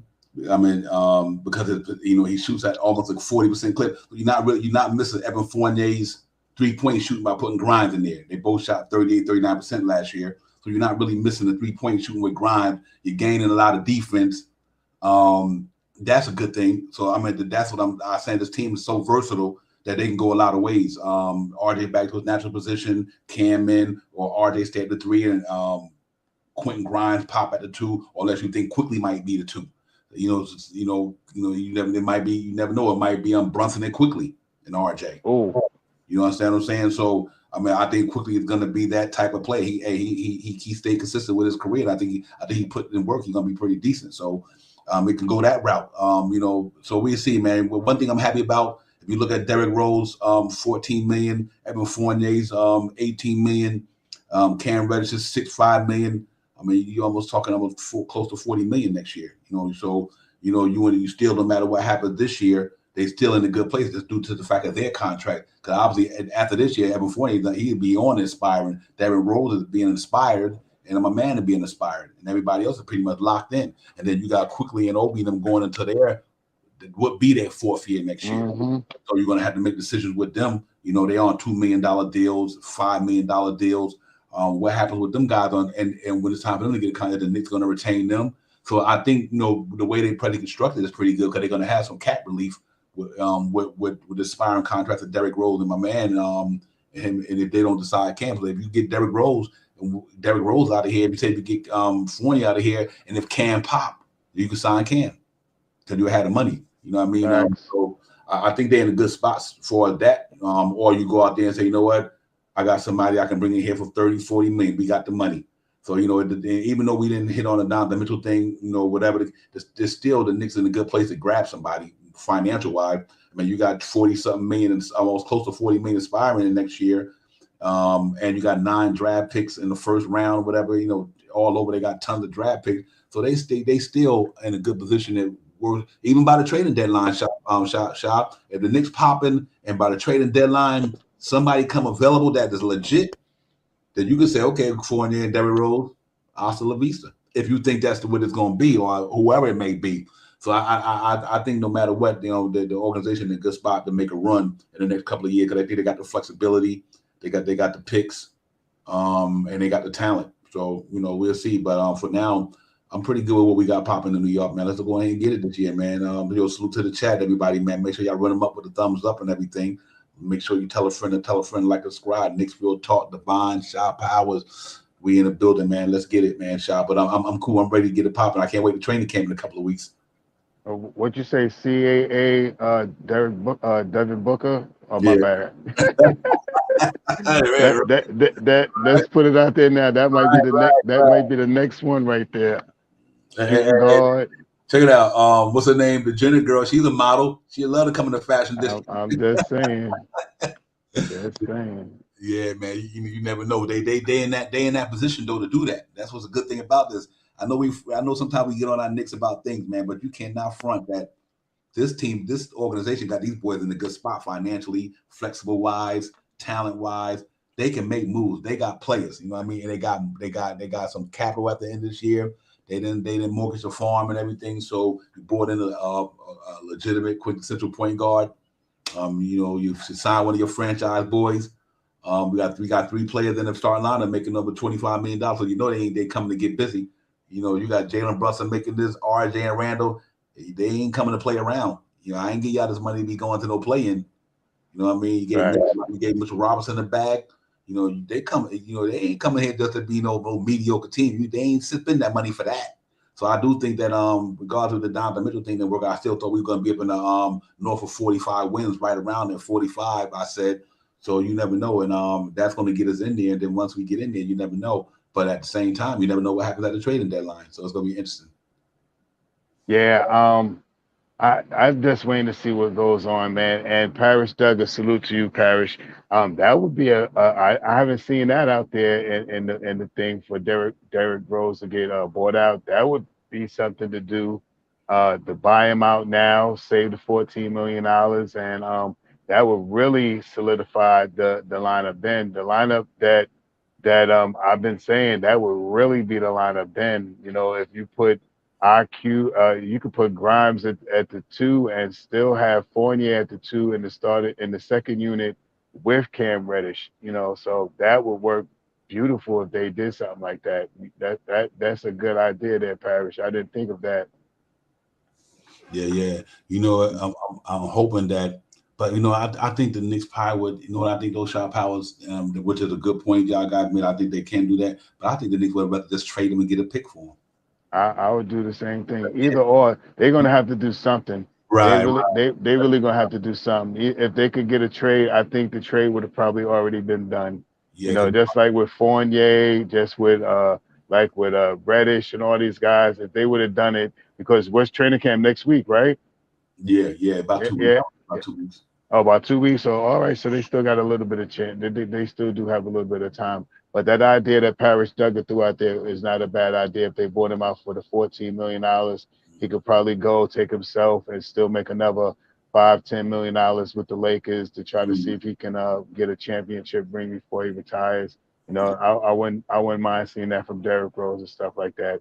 But with Derrick Rose on our team right now, we have a little dilemma in that shooting guard point. I mean, with Derrick Rose, IQ, that takes a position away from one of the guys, and if it's not Evan Fournier, that buyout sounded kind of more interesting, and I'm going to see if I see anything out there in the streaming system, anything about Derrick Rose being let go, because that's not a bad idea as well. Yeah, I would, just because of the relationship with him and Tibbs and them, and his talent. Now, I don't think he. I think you can hold him to the trading deadline. I might see, Exactly, Divine. Either hold them to the training deadline or giving them limited minutes, 7, 8 minutes, and give them a little bit more minutes after the All Star break. You know what I mean? When we starting to push for the playoffs. yeah, Trey May, because he's a talent. He's the second best point guard on that team. I mean, Facts. no disrespect to IQ grind. Ain't none of them cats on that team better than Derrick Rose, and barely Julius Randle them better than Derrick Rose to me. But Derrick Rose probably the third, if not the first, second, third best player on that team. Him, RJ, and Randall, and now Brunson. So he's one of the. He might not be the young Derrick Rose, but his game is just, like I said. He wasn't here last year. The Knicks didn't go to playoffs. So, Facts. you know what I mean? The year he was here, they got to the playoffs. Last year we missed that man so much. So it's gonna be hard. Shot power. So they like I said, the Knicks do have some things to look at, but that would be nice. Parrish, send him over there to the Bulls, right? His hometown, Lonzo Ball. That's a good analogy. That Parrish dug a real talk. I have no problem with that. Even though we're gonna be competing against them, but to send them back home to Chicago, that's a good move if they can get a trade off with that, and especially they can get somebody back in return who's not even going to be in the rotation. Give me somebody in the second round pick up first if you think we can get a first one, fine. But if you can send Derrick Rose to Chicago, maybe get 2 seconds or 1 first and some salary that that we don't even have to use. Maybe you won't be in a rotation, a couple of guys or one guy, and then once the season's over, their salary leaves off, so that's fine. But you also going to 2 second round picks or a first one. So that's a good one there. I can see him going there, like he said, with Lonzo Ball not in the action. They can use Derrick Rose with Levine and DeMar DeRozan. I mean, that's something I don't even want to face. That's what I would want to face right there. Because you talking about but that's where we at with this thing, man. Then like I said, we don't know what right. I think you're right, Keith Turner. That's an easy move right there. Anybody to take Derrick Rose. That's championship playoff pedigree. You know what I mean? He's been to the Western Conference. He's been to the finals, so he got that in him.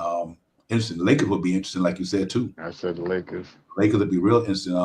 But they got Patrick Beverly now. They got what happens with Russell Westbrook. But yeah, I forgot that they got Beverly there. So, but it's a lot of people take that man. You don't want them coming to the East nowhere though. You don't go on the Nets or nobody. So, I forgot all about that. Pat Beverly. I forgot all about him. Yeah, he may not make it to the Lakers. Clippers. Backup Clippers. Backup Reggie Jackson. A lot of teams to take Derrick Rose, but I think the best one, like Paris said, would be that. Peace to the God, salute a lot wide. Yep. Now salute to you, my brother. Salute. But so we know I guess we say all that we in a good place though. we got options for the Knicks, and I'm hoping that we got to do something though. I swear we do, Shopper. I know I can't harp on that enough. We're gonna be some disappointed people if we say Tibbs not playing the young guys this year. Well, why? And for all the Fournier fans who want Fournier to be here, knock that 3-point down in the back of the play. Everybody talking about we keep Fournier because he's a good 3-point shooter. You can't have him and then get mad and y'all say Tibbs don't play the young guys. You can't do it. So if Rose and Fournier gonna play, Grimes, Reddish, they not playing. So you got to move them guys or just whatever, because it's gonna be interesting to see when the training camp comes. What are you gonna do with this thing? There's a lot of people there, shop hours, but I'm excited about it though. That's his problem. It's a good problem. It's his problem. It's a good problem. So we'll see how it goes, man. But yeah, man, what a great show tonight, man. Salute, man. I really like what we talked about these centers, man. I think we good at that spot. I think them centers, New York, gonna be all right. We got that position pretty much locked in, moving forward for the year. I think he'll make the team. I think Jeffries will make the team. I don't know if he's gonna take. Oh yeah, he's gonna definitely get a roster spot. I think him, Ferry, and Hunt and Keel gonna be the three guys that emerge out of that training camp on the Knicks roster, and then after that you got IQ, Sims, and all the other guys. So yeah, God, I do think they can. I think they definitely could. He definitely can make it. I like what he do. Yeah, real talk, man. I'm sorry you got in a little late, man, but everybody's still up in here, so I mean, it's all good with me. I ain't rushing nothing like that, man. If Shab, you got to get out, man, you go ahead, man. I get it, but I'm good. Nah, I'm good. I'm good. Yeah. We're hanging for a little while, guys. If y'all want to, it's we'll take it to 11:30, whatever, So let's keep it popping. But the Andrew Wiggins thing, we talked about that the other day. I think that's something that can happen if he move on from Golden State. I think Tibbs and him and that connection can work. I think people said the Devin Booker thing, CAA. If they don't win it this year, then that might happen. I mean, they just signed my man. They sent him to a long-term deal. DeAndre Ayton, they gave Chris Paul still got another 30-something on that contract he got. Devin Booker locked in. They just gave Mikal Bridges his money. So it's gonna be interesting. They're gonna hang around for a while, but with this situation with the owner, that thing don't get resolved one way or the other because there's going to be a lot of animosity in the organization. You don't know what the guys might be thinking. So, we'll see. But I think that's another team that player that you can look out for the Knicks might, if they get disgruntled. Like I said, we got enough stuff to wheel and deal at the deadline, no matter what. No matter what, we in a good position for sure, to get anybody. And if Donovan Mitchell want to come here, that means that people say, well, if Donovan want to go there, I'll go there too. You know what I mean? I know he's a homegrown talent, but he's still, if I think the Knicks would be all right at the trading deadline. Something don't work, y'all keep an eye out for the trade deadline. If something don't work on one of these teams and that player might be moved for the reason whether they don't want to give him a contract moving forward, and that's what the situation with Andrew Wiggins, because if they're gonna say, you know what, either you or Jordan Poole, they got to sign him, Jordan Poole, Draymond Green, and they still got to think about Klay Thompson, because Klay Thompson signed that contract when he got injured. So in another year or two, he'd be eligible, and they don't got that type of money, So I do think that the Golden State Warriors situation is going to be out there pretty soon too, because Andrew Wiggins and Poole is ready for extension next year. So they're not going to be able to sign both of them and get Draymond Green some money down the line. I just don't know if they got that much money there.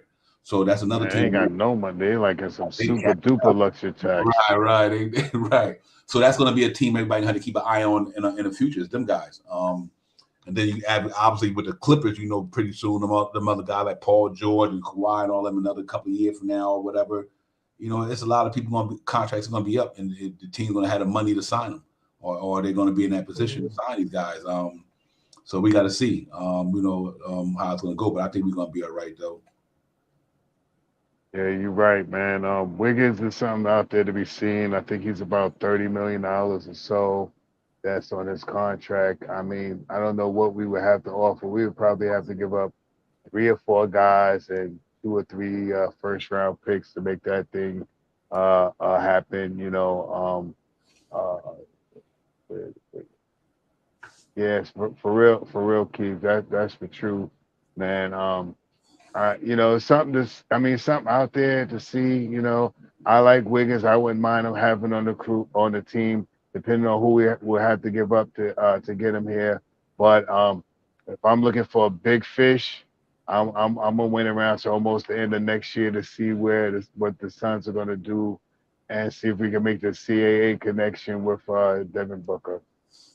Mm-hmm. Yeah, for me, I don't think the Knicks. I think if the Knicks get Andrew Wiggins, they sign to him. I mean, they ain't gonna do that. They're not gonna get him for 1 year. Yeah, 4-year deal. That's Tom Thibodeau. Boy, he did good under Tom Thibodeau, and then he went to Golden State, got even better. Because so if he come to New York, he ain't coming to New York for no 1 year. They locking him up. You know what I mean? And you might be willing to sacrifice that Jalen Brunson range, maybe $20 million for 4 years or whatever a year. He ain't getting no 30-something. He already got that contract. And I don't know if somebody gonna be willing to give him 30 million a year. I don't think he gonna get that. But if he gonna say, for the next 4 years, 5 years, if he willing to give me 24, 25, the Knicks might bite because he fits what we have down there. You know what I mean? He fits in that with that team good. But he's one of the guys that got the defense tenacity, play all the best wings in the league, championship pedigree, good defender, all-star last year. Um, yeah, I do think Booker is a long shot. So them a few names that's out there that we kind of think about already that that's possible. But you never know who might come on the block after halfway of the season. If things start going different ways, teams not succeeding like they thought they were, and they thought they were going north and they're going south. They might say, "Nah, we're gonna break this thing up. Let's get rid of this because we can't give them the money. We ain't gonna have it. Blah blah blah. Whatever the case may be." But you got this SGA situation out there. How long is he going to stay out there in Oklahoma City with them young guys? With Chet Holmgren and all these guys. Do you think he want to spend his next 5? He just signed his extension. Do you think SGA willing to stay and grow with them young cats out there, or he might think he want to get over to a more popular team or a more better chance to win a ring? So he's another guy you got to keep in mind out there down the line. So this guy's going to be available always, Shop Howard, and we just hope that the Knicks can bring one in here that helps us be more better. You know what I mean? And we good now, but we just need a couple more pieces to make us even better. Then I think we'd be ready to challenge anybody, I think. Yeah, the one thing, like I've been saying about these guys, like we love these guys as Knicks fans, and we cherish them, wholeheartedly, man. We have some favorites, we have some people that are not favorites, and we have some ones that we don't like. But overall, the Knicks front office is the ones who's going to make the determination of how they're going to move their team forward to try to make them a stronger team. Um, it's a lot of names out there, and the one big thing that we have in our favor, what I was meaning to say is to play this year out to see who fits, who's going to be here, who we need to move. This is the year to finalize who's going to be some keepers and who are going to be on the chopping block per se, in a move for something like that. We still have 11 first round picks. We still have 11 second round picks. So this is going to be the year to see which guys are keepers and which guys are that needs to be moved. And this is just like building their stock, man.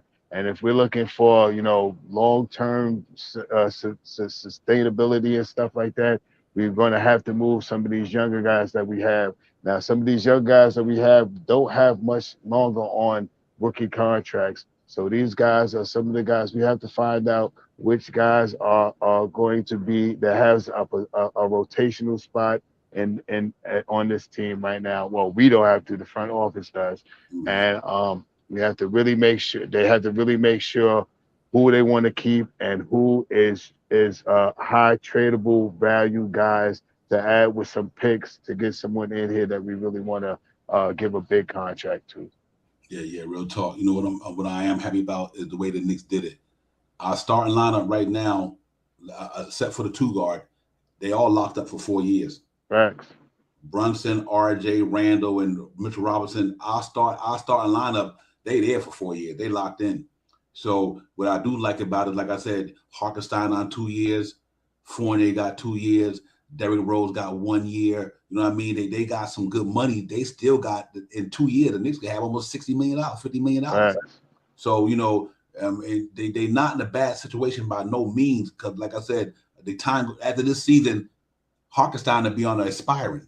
You know what I mean? Evan Fournier would be on the expiring. Derrick Rose would have been expired. Cam Reddish would have been expired. Obi Toppin them going into their last year, and Grimes still had 2 years. McBride had 2 years. Jericho Sims locked up for 4 years. So you got 5 guys on the team right now that's locked up for 5 years. For 4 years. Jericho Sims, Robinson, Brunson, RJ, and Randall. They all 4 years locked in. They pretty much there. So now everything else is all movable. It's all movable. They got a lot of flexibility there with contracts, and if like you said, these guys come in here and pop, then the value goes up. Now if quickly pop, Grimes pop, or if these guys shine, then now we going in there with more stock. Now people are like, I want these guys because they good. So I think we in a good place with this thing overall, man. Let's see how the season go on. Training camp, like you said, around September 20-something. A lot of cats getting back to New York now. I noticed a lot of the players are here in New York. They're in the weight room. I'm always on it, man. I'm looking, just follow what they're doing. all them cats is here, man. I think Randall, I think he probably be here pretty soon. So it's time to get the energy juices flowing. They're ready to start going there and competing and get ready to build this thing, man, and see what they're gonna do this year. I got the Knicks around a 6 to 8. I got them around 6 to 8, and I think they could be in between the 6 and the 8 seed. I'm putting them there.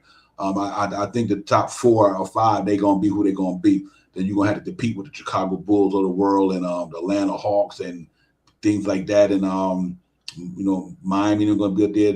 Obviously the top guy like Milwaukee and Brooklyn, Boston, Miami, and the Sixers after them. I think it's fair game basically. I think we could compete with just about anybody from there down. And we'll see. It's gonna be fun though. But we're gonna get it popping, man. I think they're gonna be all right. I really do believe that. And we just gotta keep our ears to the ground, our eyes open, man. But salute to the chat, everybody.